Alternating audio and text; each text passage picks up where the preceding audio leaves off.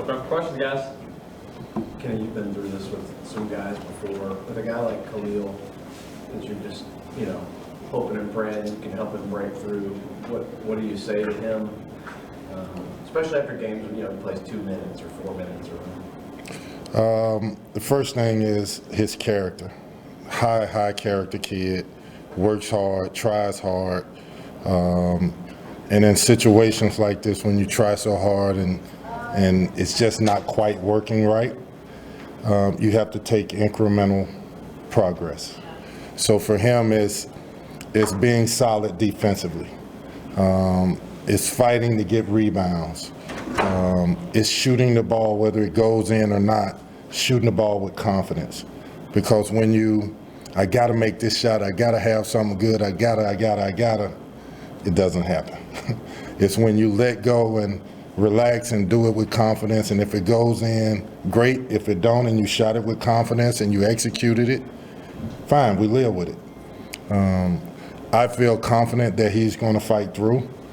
I'm happy with the progress that he's made the last 2 games really, where he showed signs that I'm a lockdown and be into it defensively. We just need a little more.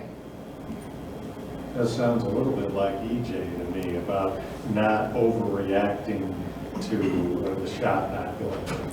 Well, with EJ, I would tell all of you guys that, recruiting EJ is a basketball player. And what happens is guys sometimes want to rely on scoring the ball because that gets your name in the paper, that gets you notoriety. EJ Montgomery is a 6'10", great passer who is now saying, I got to get a shot, I got to get a shot. You don't have to get a shot. The shot will come to you. Drive the ball and throw lobs. Drive the ball and make passes, skip passes. Drive the ball and get fouled and make 2 free throws. Get an offensive rebound. He does the things that helps a team win, and it's not relied on by just shooting a basketball. But that's really hard at a young age with that kind of pressure on you to deal with. I really want to score the ball. Well, you're a basketball player. I played for a coach in college who told me get 12 points, 6 rebounds, and 6 assists. I didn't know what that meant. I averaged 35 in high school. But now as a grown man, I look back on it, he's saying be a complete basketball player. Do the things that your instincts do naturally, embrace that. And it's not just centered around shooting the ball. If you take the emphasis off shooting, other things come up that you find that you can get confidence in. Then shooting becomes a non-issue. Kenny, as we watched Nick break through this year, was there a moment for you that was particularly important in realizing he's figured it out, or at least come closer to figuring it out? Great question. You probably won't like the answer. I will tell you that Nick Richards had it figured out last year. As he walks by, he had it figured out last year. Nick Richards from last year, and I'm gonna go back to last year instead of talking about now, he's not playing against an opponent. He stopped playing against the opponent as a freshman. Going into his sophomore year, he was playing against Nick. It's mental. So there's nothing more skill-wise.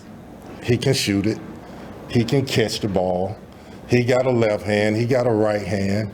One of the hardest things to do in this game as a post scorer, the Kareem Abdul-Jabbar sky hook.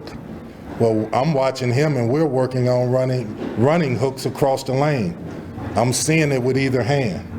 I'm seeing him be confident in shooting 15, 18 footers. So I'm seeing him get offensive rebounds. So it's mental. It's not a moment. The moment happened last year. Kenny, whatever he does, Kel's always raising the bar. How does Nick handle that, do you think? How does that play on his mind? Well, a couple things. One is Nick, growing up, was late to the game. So he didn't start playing at a young age. Nick was a piece to the puzzle, not the puzzle. So coming here, and this year, particularly this year, he's a big piece to the puzzle. We need Nick Richards to be great. So what happens is, most kids, when success happens and he's doing great, I've arrived. No, we're not gonna let you relax and think you've arrived. We're gonna, when you play good and we win, the next day at practice, you got a smile on your face, get your behind on that line. Like, we need you hungry every moment that you're on the court. You will never relax, not here. Is there ever a line that could be crossed and the guy gets demoralized, like, I can't please this guy? There's a lot of that. He says that to me quite frequently. But, you know, there are times when, I think a couple days ago, he was like, I know you're proud of me, hug me. Nick, I'm not hugging you. KP, I know you're proud of me, please hug me. So I hugged him. Is there a part of his game that you in particular like? I mean, of course, from what you've been working with him. I just like the fact that he's putting it all together.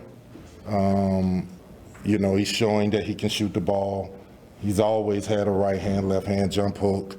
You know, I would like to see him, the best post offensive players, they make contact with the defender. Nick has a tendency to, if he's not feeling a defender in the post, he has a tendency to step out and catch the ball. That ain't our goal, is to catch the ball. Our goal is to catch the ball with a defender feeling him and roll off of him and make a shot. Kenny, Columbia is a tough place to play. I mean, especially Colonial Life Arena. It seems like the bias, the fans come out there. What is it about that place that brings out the worst in people and gets under your skin? Well, I think the first thing is their culture. Frank Martin is a tough coach, tough-minded coach. His culture is physicality, toughness, rebounding, fighting. You're not going to just walk into his arena and play basketball and it's free-flowing. He's going to make the game hard. You're going to get hit at times, and you got to be ready for a fight. If you're not, the aggressor wins. So the records go out the window. It's not about how many games they've lost or won. It's about, do you have a mindset of going in there and not being hit and being on your heels? You may have to hit first and not let the physicality take you out of what you're doing. I mean, you guys have been really good here. You've had somebody that opponents feared in the paint as a rim protector, and that's kind of been missing the last, 2, 3, 4 years. How significant is it? We talk about all these things about Nick, but that he's starting to be a guy that people fear. I mean, the way that Nate Oates talked about him after the game was in sort of reverence of his rim protection. Well, you're correct. I think that what has happened with Nick and what we've all have seen is when he's in foul trouble in the first half, we probably gonna struggle a little bit. When he's playing and he's not in foul trouble, that rim protection, whether he blocks the shot or not, they're a little hesitant about going in there. So we need him to play without fouling, and he's vital in those areas. The other piece to it is we teach here that you have to be, as a big man, versatile defensively. You have to move your feet. That's EJ, that's Nate, that's Nick Richards. All of them, we want them to be able to switch a ball screen, to be able to play the perimeter and do it with confidence, not the old school, well, the only time I'm gonna defend is in the ball is in the post. No, we need you to move your feet and guard guards. That's value to this team, and that's value to you personally.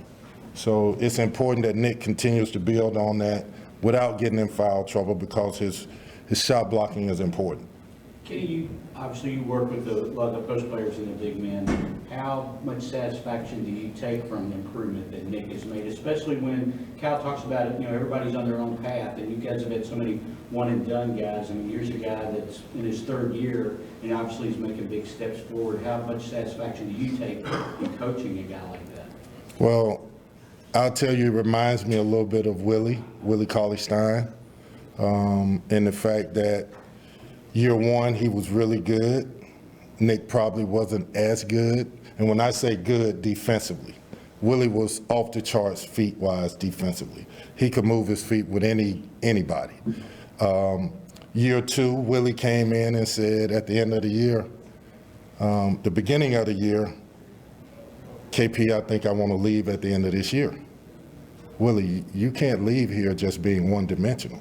You have to have a confidence that you could play some kind of offense. Well, that was in November. We leave to go to the NCAA tournament, and there's a note on my wall where the wall is closed. I'm coming back for year three because of what you said in November. So that transformation to his junior year, went 6th pick in the draft.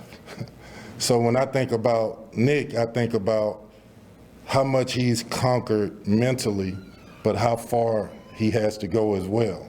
So yeah, I'm pleased, but by no stretch of the imagination has Nick Richards reached how good he could be. He still has a lot of blocks mentally that he has to overcome. But a 7-footer that runs like that, that has the ability to shoot the ball like that, that jumps elbows at the top of the square.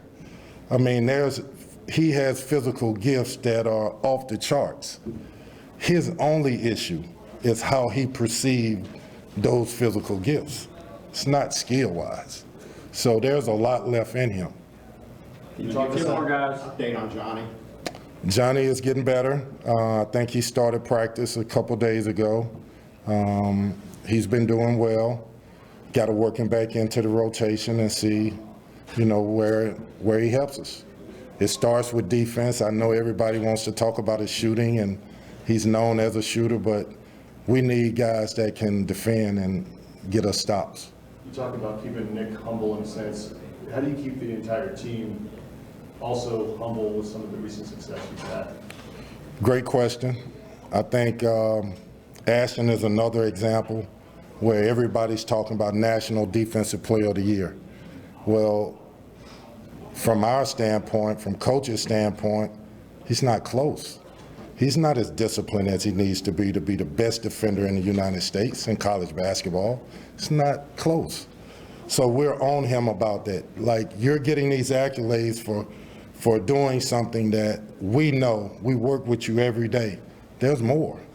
Give it to us. Focus on it. Because your livelihood depends on, and our livelihood depends on, your discipline defensively. Knowing your assignments, doing your assignments. That'd be the best way I answer your question. Coach, this time of year, a lot of kids fighting through, a lot of kids banged up and bruised up. Got any kids that got some nagging stuff going on that they're fighting through?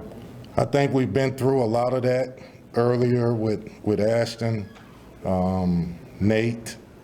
We've had guys, EJ. We've had guys that throughout the beginning part of the season have been dinged up a little bit. So I hope and I pray that we don't have any more. All right, guys, thanks. All right, guys.